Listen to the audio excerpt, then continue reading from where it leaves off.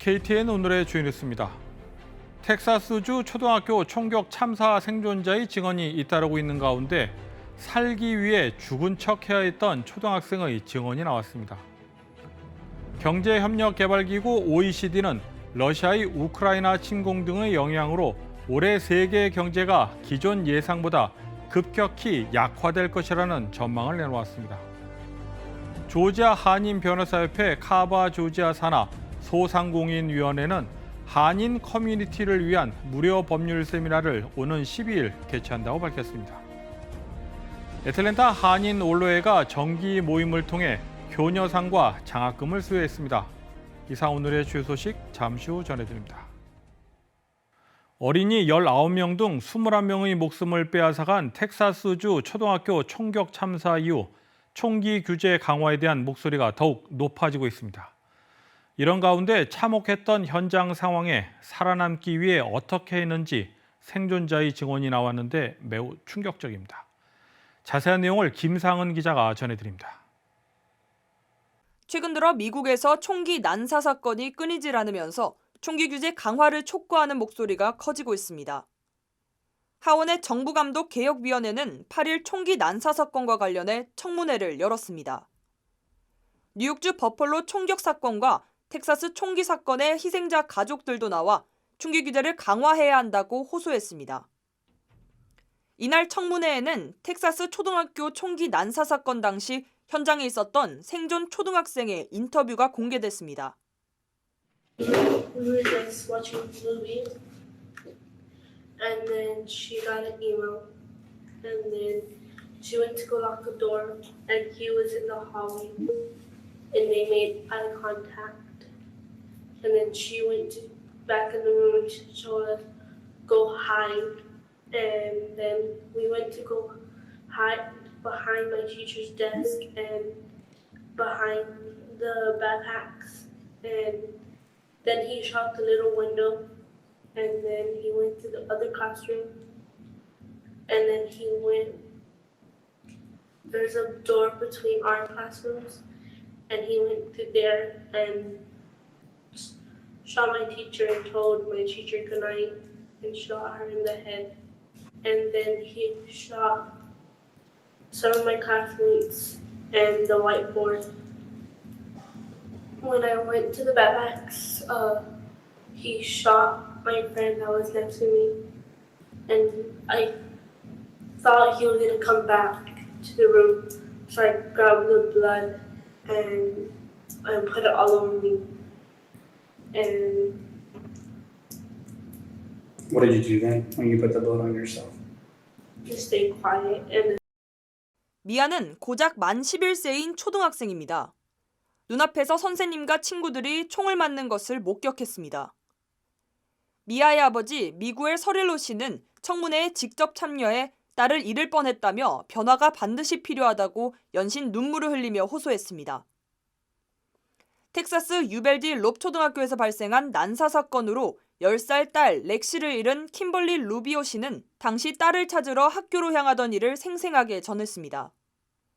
루비오 씨는 자녀 가운데 렉시와 줄리언을 롭 초등학교에 보내고 있었는데 사건 당일 줄리언의 안전을 확인한 뒤 렉시를 찾기 위해 1시간 반 거리의 병원을 찾았다가 교통체증 때문에 뛰어서 학교로 왔다고 증언했습니다.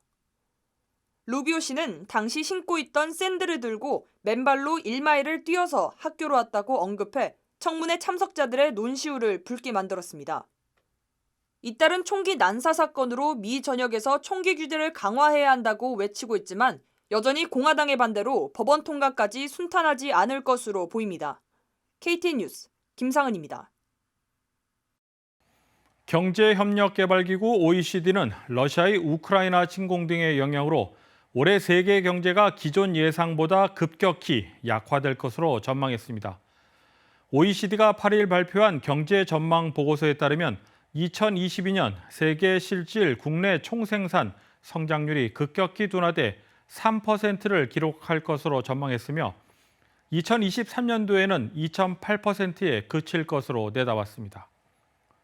OECD는 이 같은 세계 경제 성장률 전망은 부분적으로는 러시아와 우크라이나 내 깊은 경기 둔화를 반영했지만 대부분의 국가, 특별히 유럽에서 성장이 상당히 약해질 것으로 전망했습니다.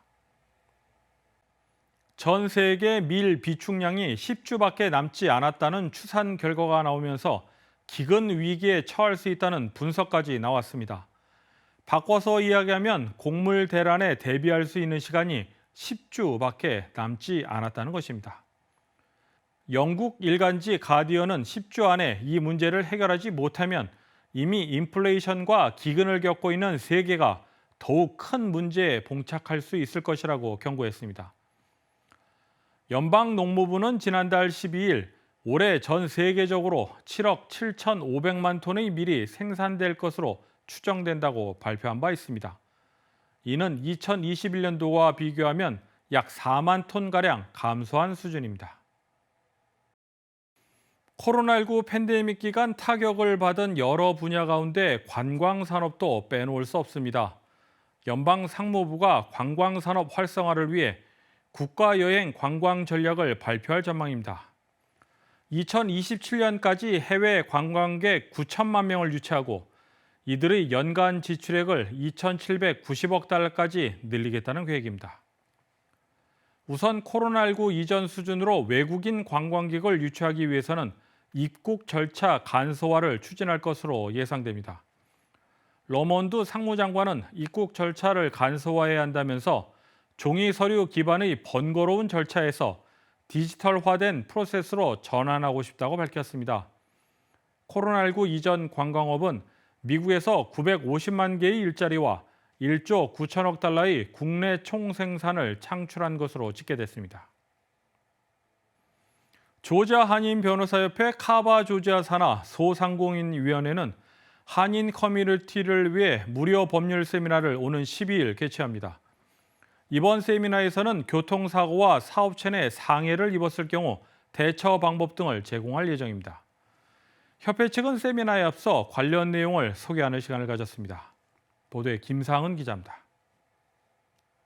한인들을 위한 제10회 무료 법률 세미나가 오는 6월 12일 일요일 오후 4시 잔스크릭 한인교회에서 열립니다.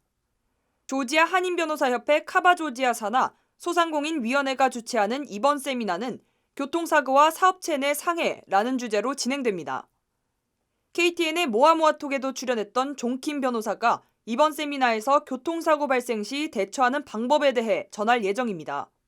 첫 부분은 이제 많은 분들이 이제 가해자든 피해자든 이렇게 교통사고를 당할 때 이렇게 약간 당황이 되잖아요. 이렇게 특별히 많은 분들은 평생 교통사고 안 당하다가 처음으로 교통사고 당할 때 이제 어떻게 제대로 행동을 해야 되는지 가해자든 피해자든 그다음에 이제 두 번째는 이제 피해자 수로 이제 그 클레임을 파일하고 어떻게 그 본인의 건강과 다친 거와 또 이제 차 같은 고치고 이제 리페어 같은 거에 어떻게 제대로 클레임을 하고 또 이제 최대한으로 크고 올바른 보상을 받을 수 있는지 그다음에 이제 제일 마지막 부분은 이제 한번 변호사랑 이제 하여해서 손잡게 될 때 이제 그 클라이언트로 이렇게 어느 자격점이 있고 그다음에 사건이 어떻게 진행 가는 건지 그 전반적인 프로세스를 잘 이해할 수 있게 사업체 내 상해와 관련해서는 구민정 변호사가 맡을 예정입니다.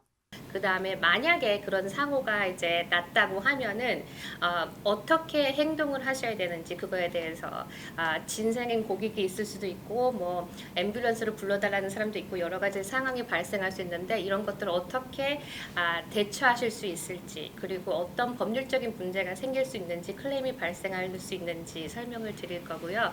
그 다음에는 이제 이런 사고가 발생했다. 그 후에 하셔야 될 그런 단계들, 보험 처리라든지 그 다음에 보험에서 보험 처리하는데 필요한 그런 증거들, 기간들 그리고 어떻게 협조를 하셔야 되는지 등등 하고 만약에 이제 이런 것들이 소송으로 간다고 하면 어떤 것들을 기대하실 수 있는지 어떤 상황이 벌어지고 또 어떻게 대처하시는 게 효율적으로 이런 사고를 막으실 수 있는지 그런 포인트를 드리려고 합니다.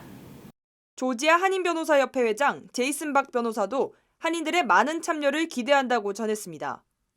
조지아 한인변호사협회는 9차례에 걸쳐 이민법, 형법, 상법, 부동산법 등 다양한 주제로 한인 커뮤니티를 위한 무료 세미나를 진행해왔으며 이외에도 멘토십 프로그램, 연수 프로그램 등을 통해 지역사회를 위한 봉사를 꾸준히 해왔습니다. 이번 세미나 또는 후원과 관련해 아래 전화번호를 통해 문의하시기 바랍니다. KTN 뉴스 김상은입니다. 애틀랜타 한인 원로회는 8일 모임을 갖고 효녀상과 장학금을 수여했습니다. 특별히 이날 원로회 참석자들은 2021년부터 최근까지 작고한 한인들을 추모하는 시간도 가졌습니다. 박선근 대표위원장은 원로는 한인 사회의 모범이 되어야 한다고 강조하며 원로회가 추구하는 지성사회, 환원 책임의 역할을 언급했습니다. 애틀랜타 한인회 이경성 이사장은 추모 기도에 이어 서로 사랑하고 아끼는 한인 사회가 되길 바란다고 인사말을 했습니다. 원로회 김학규 간사장을 비롯해 원로회 회원들은 지난해 팬데믹 기간 어버이날을 맞아 시니어들에게 식사를 제공한 김경민 씨에게 효녀상을 수여했습니다. 또한 한인사회 여러 행사에서 봉사활동을 펼친 밀크릭 고등학교의 이사벨라 홍양에게 장학금을 전달했습니다. 권요한 전 한인체육회장은 현장에서 이들에게 각각 $1,000의 격려금을 전달하기도 했습니다. 한편 애틀랜타 한인회 이경성 이사장은 이날 원로회 참석자들에게 점심 식사와 기념수건 등의 기념품을 제공하기도 했습니다. KTN 뉴스 스티븐입니다.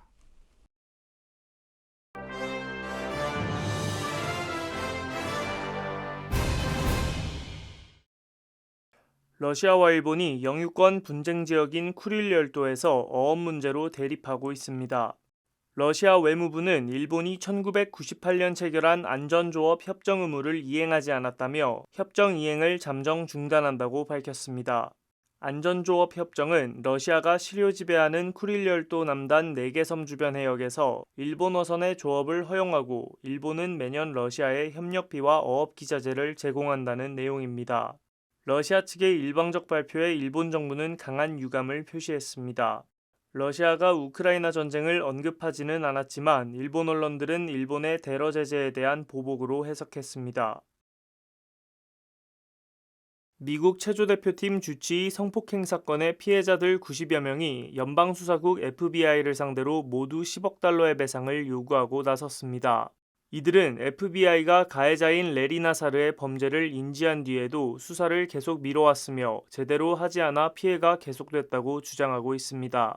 1986년부터 대표팀 주치의로 일한 나사르는 여성 선수에게 상습적으로 성범죄를 저질렀습니다.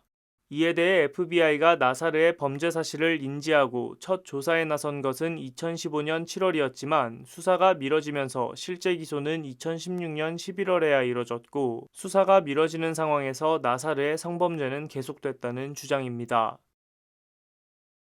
현역 최고령 MC인 방송인 송혜 씨가 향년 95세에 별세했습니다.